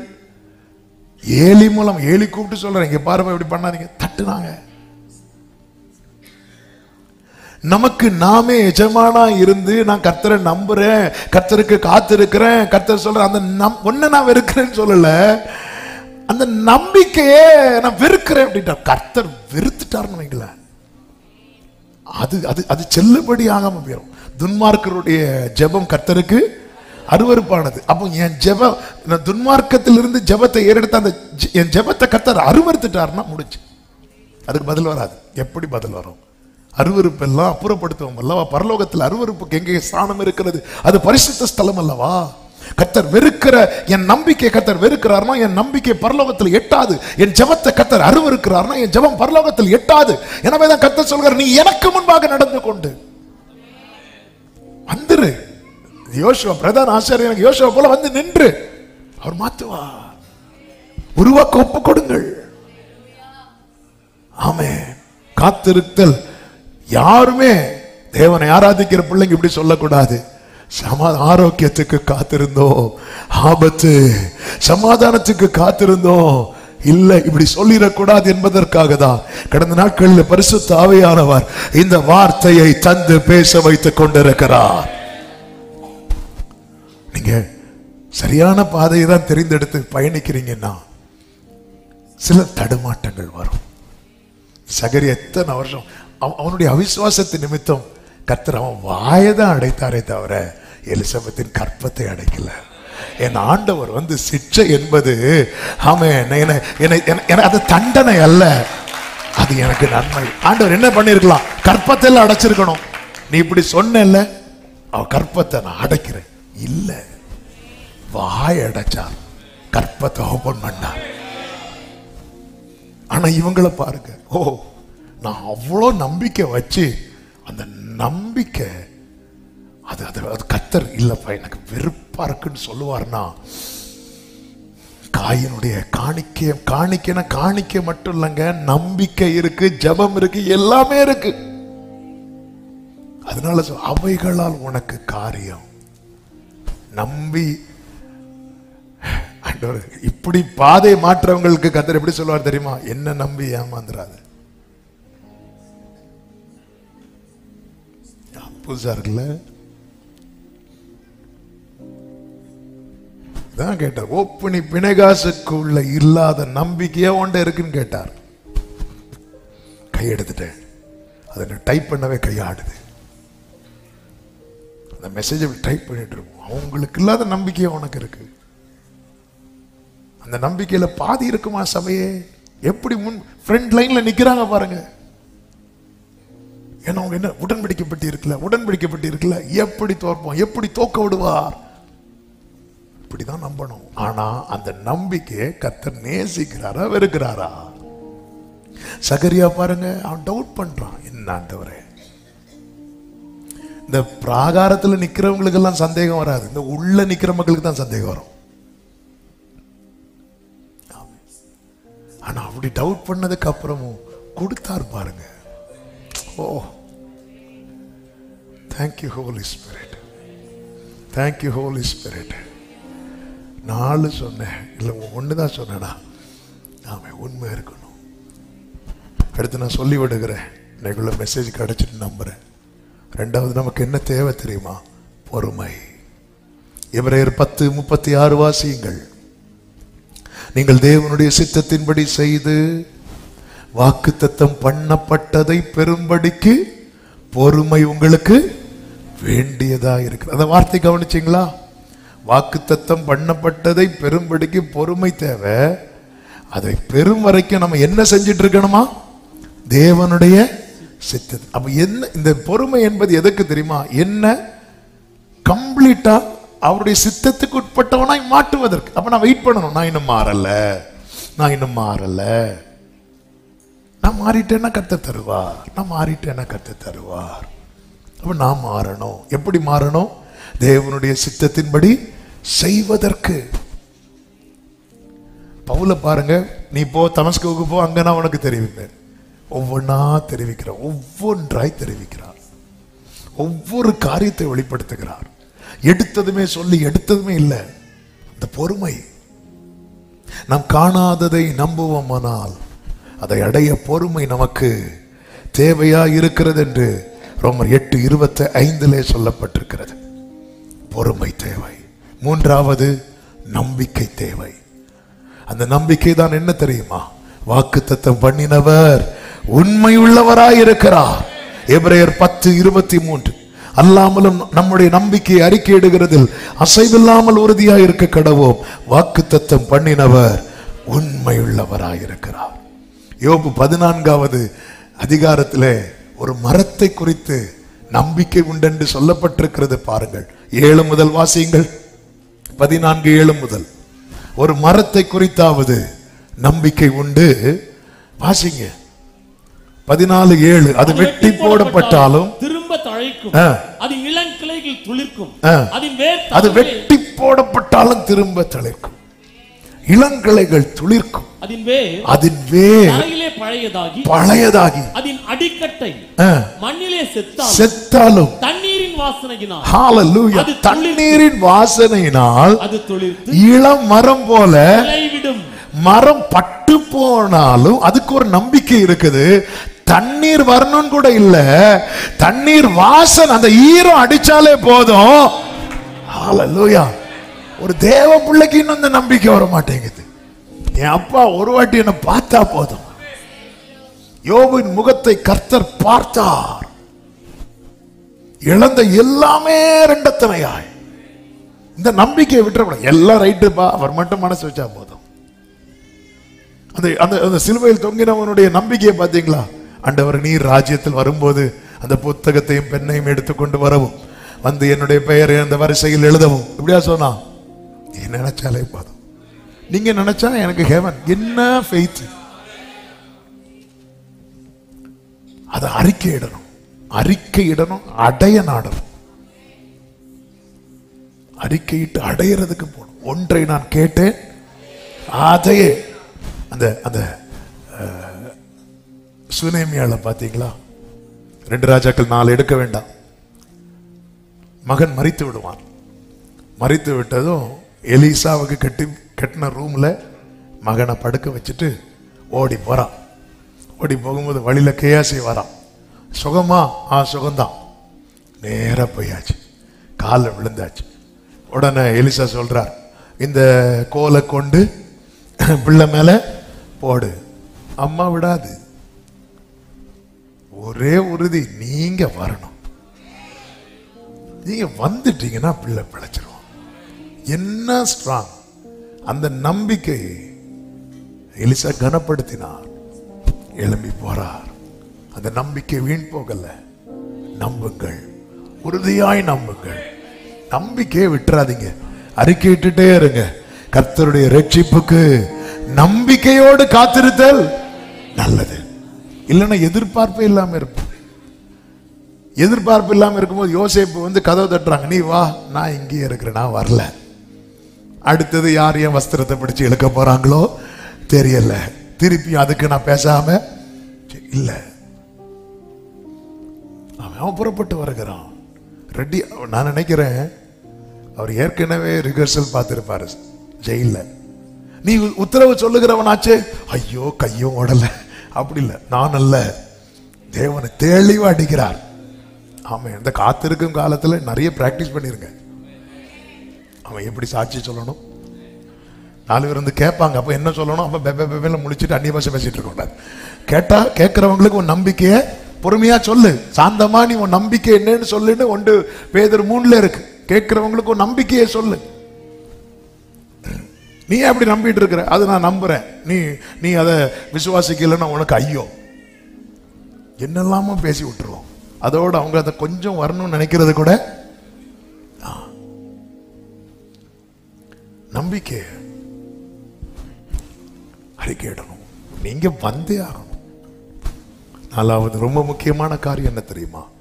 சதையான இருதயம் தேவை. ஆமேன் வரல? எசேக்கியேல் 36வது அதிகாரம் 26 முதல் நீங்கள் பார்க்கும்போது 26 உங்களுக்கு நவமான இருதயத்தை கொடுத்து உங்கள் உள்ளத்திலே புதிதான ஆவியை கட்டளையிட்டு கல்லான இருதயத்தை எடுத்து சதையான இருதயத்தை உங்களுக்கு கொடுப்பேன் அப்படிங்கிறார். இப்படி கொடுத்ததுக்கு அப்புறம் அவர் சொல்றாரு, அதனுடைய 33 முதல் வாசியுங்கள். கர்த்தராகிய ஆண்டவர் சொல்லுகிறது என்னவென்றால், நான் உங்கள் அக்கிரமங்களை எல்லாம் நீக்கி உங்களை சுத்தமாக்கும் காலத்திலே பட்டணங்களில் குடியேற்றுவிப்பேன், அவாந்தரமான ஸ்தலங்களும் கட்டப்படும், பாழாக்கப்பட்ட தேசம் கடந்து போகிற யாவருடைய பார்வைக்கும் பாழாய் கிடந்ததற்கு பதிலாக பயிரிடப்படும். பாழாய் கிடந்த இத்தேசம் ஏதேன் தோட்டத்தை போல ஆயிற்று என்றும், அவாந்தரமும் பாழும் நிர்மூலமாயிருந்த பட்டணங்கள் அரணிப்பானவைகளும் குடியேற்றப்பட்டவர்களுமாய் இருக்கிறது என்றும் சொல்லுவார்கள். அடுத்த வார்த்தை, கர்த்தராகிய நான் நிர்மூலமானவைகளை கட்டுகிறேன் என்றும் பாழானதை பயிர்நிலமாக்குகிறேன் என்றும் அப்பொழுது உங்களை சுற்றிலும் உள்ள மீதியான ஜாதிகள் அறிந்து கொள்வார்கள். நல்ல கர்த்தராகிய நான் இதை சொன்னேன். சொன்னதை செய்யணும்னா கர்த்தர் சொல்றார், உன் இருதயம் மாறணும் அப்படிங்கிறார். இந்த கல்லான இருதயம் கட்டினம். ஆண்டவர் எதை விரும்புகிற? புதிய உடன்படிக்கை என்ன தெரியுமாங்க? கர்த்தர் வார்த்தை எங்க எழுத விரும்புகிறார்? உள்ளத்தில் எழுத விரும்புகிறார். இதுக்கு முன்னாடி வார்த்தை எங்க எழுதி கொடுத்தார்? கல்லில் எழுதி கொடுத்தார். அப்போ புதிய உடன்படிக்கை என்னன்னு அவர் எங்க எழுதுறார்? உள்ளத்துல எழுதுறான்னு பார்த்தா அங்க என்னதான் இருக்கு? ஆண்டவர் சொல்ற, நான் ஏற்கனவே எழுதிட்டேங்கிறார். இப்போ வார்த்தை எழுதுனதான நடக்கும். எழுதுறதுக்கு முன்னாடி வேலை இருக்கு. பேப்பர் வேணும்ல, பென்னு ரெடி, எழுதுறவரும் ரெடி, பேப்பர் ரெடி இல்லை. எக்ஸாம் ஹாலில் வெயிட் பண்ணிட்டு இருப்போம். பெல் அடிச்சதும், மேடம் பேப்பர்லாம் இல்லப்பா, காத்துல எழுதிட்டு போ அப்படியே சொல்லுவாங்க. இல்ல, பேப்பர் எல்லாமே ரெடி. ஆண்டவர் சொன்ன, நான் பழைய உடன்படிக்கை பண்ண வரல, உன் கூட புதிய உடன்படிக்கை பண்ண வந்து இருக்கிறேன். பழைய உடன்படிக்கை நான் கல்ல எழுதுனேன், இப்ப நான் உள்ளத்தில் எழுத வந்திருக்கிறேன். கல்லான இருதயத்தை எடுத்து. ஆமென். இந்த ஆபரேஷன் பண்ண விட்டு கொடுக்கணும், அக்செப்ட் பண்ணணும். ஆண்டவர், எனக்குள்ள என்ன இருதயம் இருக்கிறது? எனக்குள்ள நான் எனக்குள்ள சொல்லுவேன், நீங்க ஆமா இல்ல என்ன நல்லா புரிந்து கொள்ளுங்க. ஏங்க, ஒருத்தங்களை பார்த்து சிரிச்சா பிரச்சனை சால்வ் ஆயிரும்னா சிரிக்கிறதுல என்னங்க குறைஞ்சு போயிடும்? என்ன வந்தாலும் இவங்களை பார்த்து இந்த இருதய கடினத்தின் நிமித்தம் கர்த்தர் 40 இயர்ஸ் வெயிட் பண்ணி பார்த்து 40 வருஷமும் இல்லை இப்படிதான் சொன்னதும் அவங்களுக்கு அந்த ப்ராமிஸை ஸ்டாப் பண்றார். என்னுடைய இளைப்பாறுதல்ல பிரவேசிப்பது இல்லை என்று கோபத்தில் ஆணையிட்டு என்கிறார். இளைப்பாறுதல் தான் அவர் கொடுக்கிற ப்ராமிஸை பிளாக் பண்ணிட்டார். ஒருத்தங்கள்ட்ட பேசி பிரச்சனை சால்வ் ஆயிரும் அப்படின்னா பேசிருங்க, அவங்க பேசுறோம், நான் பேசுறேன். ஆபிரகாமோடு கர்த்தர் 13 வருஷம் பேசாம இருந்தார். அதற்கு காரணம் கர்த்தரா ஆபிரகாமா? ஆபிரகாம். அதுக்கப்புறம் யார் ஃபர்ஸ்ட் வந்து பேசுறா? கர்த்தர். ஆபிரகாம் ஆகார் ட்ராக் பார்த்து மாறி போயிடுவார், ஆண்டவர் அமைதியாயிருவார் 86 வயசுல. அடுத்து 99 வயசு வரை கர்த்தர் பேசவே இல்லை. 99வது வயசுல கர்த்தரே தான் பேசுறார். கர்த்தர் ஆபிரகாமுக்கு தரிசனமாகி. அதான் முந்திக்கொள்ள பழகணும். நான் இப்படி இருக்கிறதுனால அவங்கள நான் வேதனைப்படுத்துறேன்னு நினைச்சிட்டு இருக்கிறேன். என் வாழ்க்கையில வர வேண்டிய நன்மையை நான் தடுத்துட்டு இருக்கிறேன்.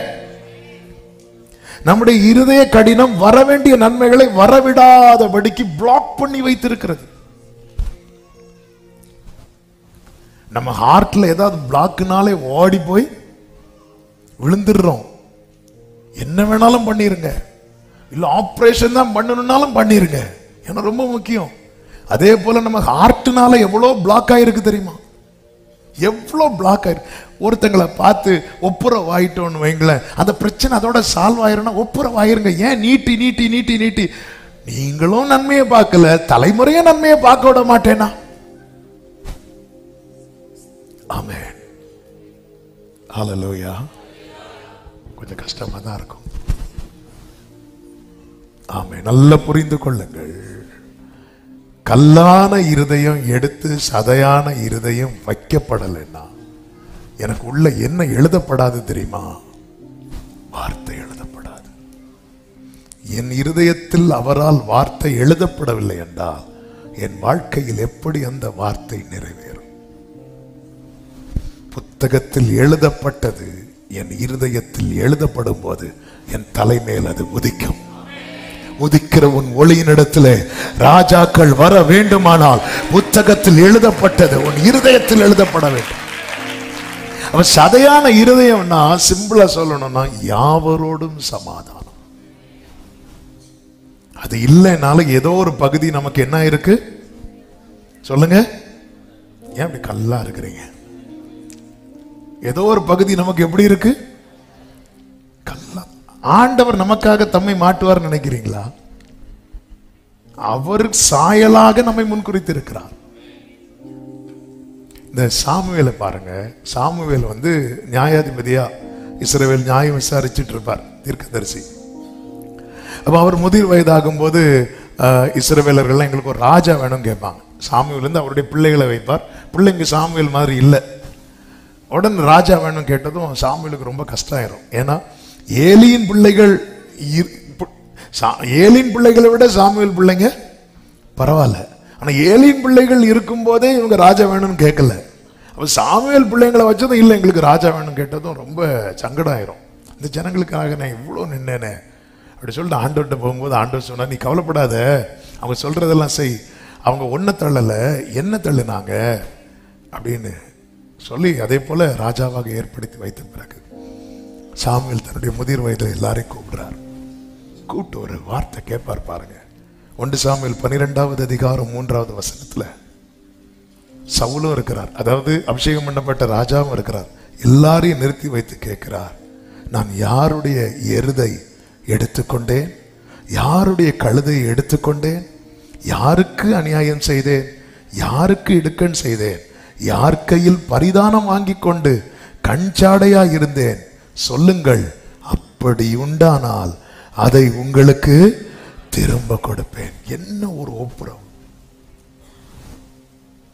சாமுவேலுக்கு தெரியும் அவர் அப்படி செய்யலன்னு.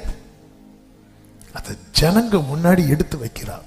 உங்களை நான் ஏதாவது கஷ்டப்படுத்தி இருந்தா சொல்லுங்க, உங்களை நான் ஏதாவது காயப்படுத்தி இருந்தா சொல்லுங்க. உறவாடுகிறவனுடைய குவாலிட்டி, ஆவிக்குரிய முதிர்ச்சி இது. சொல்லிட்டு அவர் ஆண்டவரை நோக்கி பார்க்கும்போது இடி முழக்கம் கேட்கும். கர்த்தரா சாமுவேலுக்காக அப்படி வைராக்கியம் கொண்டு ஜனங்கள்லாம் கதற ஆரம்பிப்பாங்க, ஜனங்கள்லாம் அழ ஆரம்பிப்பாங்க. ஐயா நாங்க தப்பு பண்ணிட்டோம், நாங்க உங்களை இப்படி பண்ணிட்டோம், தப்பு பண்ணிட்டோம், நீங்க எங்களுக்காக வேண்டிக் கொள்ளுங்கள் சொல்லும் போது அடுத்து சாமுவேல் ஒரு வார்த்தை சொல்லுவார் பாருங்க. 23வது வசனம், நானும் உங்களுக்காக விண்ணப்பம் செய்யாதிருப்பேன், ஆனால் நான் பாவம் செய்கிறவனாயிருப்பேன். க்ளோரி. அது எனக்கு தூரமாயிருப்பதாக. இதுதாங்க சதையான இருதயம். என்னை காயப்படுத்துறவனுக்காகவும் நான் ஜெபிக்கணும். அப்படி நான் ஜெபிக்காமல் இருந்தால் நான் என்ன செய்கிறவனாயிருப்பேன்? அது எனக்கு அவன் நமக்கு தூரமா இருக்க பார்க்கிறோம். இல்ல, அது அடுத்த வார்த்தை சொல்றாரு பாருங்க, நன்மையும் செவ்வையுமான வழியை நான் உங்களுக்கு போதிப்பேன். ஏன்னா அவர் அதை தான் தெரிந்தெடுத்தார். ஆமே. நம்ம என்ன பண்ணுவோம்? நம்ம காயப்படுத்தின ஒரு ஆள் நம்ம வேதனையில கத்தும் போது ஆண்டவர் பழி வாங்குவார். ஏன்னா பழி வாங்குதல் கர்த்தருக்குரியது. அப்படி பழி வாங்கும் போது நம்ம பார்த்து, பத்தியா கர்த்தர் எனக்கு என் பக்கம் நிக்கிறார், பத்தியா பத்தியா. ஆமே. சாமுவேல் என்ன சொல்றாரு தெரியுமா? அது எனக்கு தூரமா இருப்பதா. நீங்க கஷ்டப்படும் போது நான் ஜெபம் பண்ணாம இருப்பேன்னு நினைக்கிறீங்களா? இதுதாங்க அது சதையான இருதயம். இது மட்டும் நமக்குள்ள வந்துட்டுனா கர்த்தர் பிராமிஸ் பண்ணுகிறார், நான் சொன்னேன் நான் செய்வேன். எத்தனை பேர் எனக்குள்ள அந்த சதையான இருதயம் வேணும்? கண்களை மூடி, முடிந்தால் முழங்கார் படியிட்டு சேர்ல இருக்கிறவங்க அப்படியே இருந்துக்கோங்க. ஒரு 5 நிமிடம் நம்ம ஜெபித்து முடிக்க போகிறோம். ஹல்லேலூயா. உகந்த காணிக்கையாய் ஒப்பு கொடுத்தேனையா, உகந்த காணிக்கையாய் ஒப்பு கொடுத்தேனையா, சுகந்த வாசனையா, சுகந்த வாசனையா நுகர்ந்து. ஆமென். சுகந்த ஆமென் நுகர்ந்து. ரெண்டு கைகளை உயர்த்தி தகப்பனே, தகப்பனே உம் பீடத்தில் தகன பலியானே. அப்பா அக்னி இறக்கட்டும். தகப்பனே இந்த கல்லான இருதயத்தெல்லாம் எரிச்சிருங்கப்பா, அதை எடுத்துருங்கப்பா. சதையான இருதயத்தை தாங்கப்பா. அக்கினி முற்றிலும் எரித்து விடும் ஆண்டவரே. விரும்பி கேளுங்க, விரும்பி கேளுங்க. இனி அந்த கல்லான நெஞ்சம், இந்த கல்வாரி முன்னே இந்த கல்லெல்லாம் இல்லாமல் போகட்டும், பிளக்கட்டும்.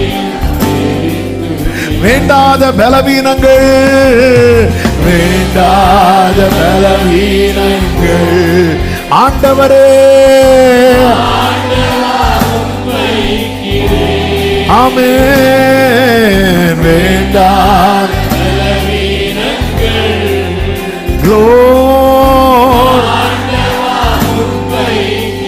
மீண்டும் தலை தூக்காமல் மாண்டு மடியட்டும் ஆண்டவரே.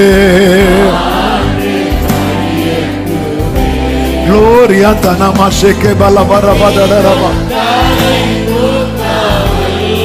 Hallelujah. பிரியமானவர்களே, ஒரு வார்த்தை கவனிங்கள். அந்த வார்த்தையை அவர் நமக்குள்ள எழுத முடியலன்னா நம்முடைய வாழ்க்கை எவ்வளவு மோசமா இருக்கு பாருங்க. ஆண்டவர் சொல்ல, இனி நான் கல்ல எழுத மாட்டேங்கிறார். இனி நான் கல்லுல எழுத மாட்டேன். நான் எழுதணும்னா எனக்கு உள்ளத்துல தான் எழுதணும். ஆண்டவர் உள்ளத்துல எழுதுங்க முடியலப்பா. அங்கேயும் கல்லு தானே இருக்கு, அங்கேயும் கல்லு தானே இருக்கு. ஆண்டவர் உங்க வார்த்தை என்னில் எழுதப்படுவதற்கு என்னுடைய இந்த கடினம் தடையா இருக்குமானா எடுத்து போடுங்கப்பா. அப்படி ஒப்பு கொடுக்கிறவங்க கைகளை உயர்த்தி, அப்பா உகந்த காணிக்க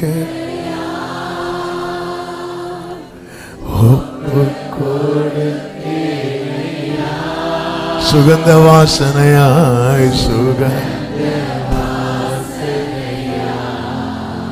ஏமே சதையான இருது உங்க பார்வையிலே இருக்கணும். பொறுமையா உங்க சித்தத்தை செய்யணும். நம்பிக்கையில உறுதியா இருக்கணும். சதையான இருதயமுடையவர்களா இருக்கணும். ஆண்டவரே, நீர் எப்படி ஆபிரகாமை சொன்னது போல மாற்றினீரோ அப்படியே எங்கள் வாழ்க்கையை மாற்றும்படிக்கு, எங்கள் வாழ்க்கை மாறும்படிக்கு எங்களை புதிதாக்கும் ஆண்டவரே, புதிதாக்கும் ஆண்டவரே. அப்படி ஒவ்வொருவரையும் ஆட்கொண்டு ஆசீர்வதிப்பீராக. கிருபை பெருகட்டும். இந்த வாரம் மகிழ்ச்சியின் வாரமாய், ஆசீர்வாதமான வாரமாய் கர்த்தர் மாற்றி ஒவ்வொருவரையும் பாதுகாத்து ஆசீர்வதிங்க. அநேகர் பலவீனத்தோடு இருக்கிறாங்க, சுகம் உண்டாகட்டும் ஆண்டவரே. கர்த்தர் பலப்படுத்துங்க. கண்மணி போல எல்லாரையும் காத்து கொள்ளுங்கப்பா. கிருபை உண்டாகட்டும். தேவைகள் சந்திக்கப்படட்டும். கர்த்தாவே, வாக்குத்தத்தத்துக்கு நேராய் நடத்தப்பட, அதை சுதந்திரிப்பதற்கு ஏதுவாய் உருவாக்கப்பட கர்த்தர் கிருபை செய்வீராக. எங்கள் நம்பிக்கை நீர் வெறுக்கிறதா இராதபடிக்கு நீர் விரும்புகிறதாய் காணப்பட கர்த்தர் அனுகிரகம் செய்தருளும். சமாதானத்தோடு ஒவ்வொருவரையும் அனுப்பி சாட்சியாய் கொண்டு வாரும். எல்லா மகிமை கனம் துதி ஸ்தோத்திரங்கள் ஒருவருக்கே செலுத்துகிறோம். இரட்சகர் இயேசு கிறிஸ்துவின் நாமத்தில் பிதாவே.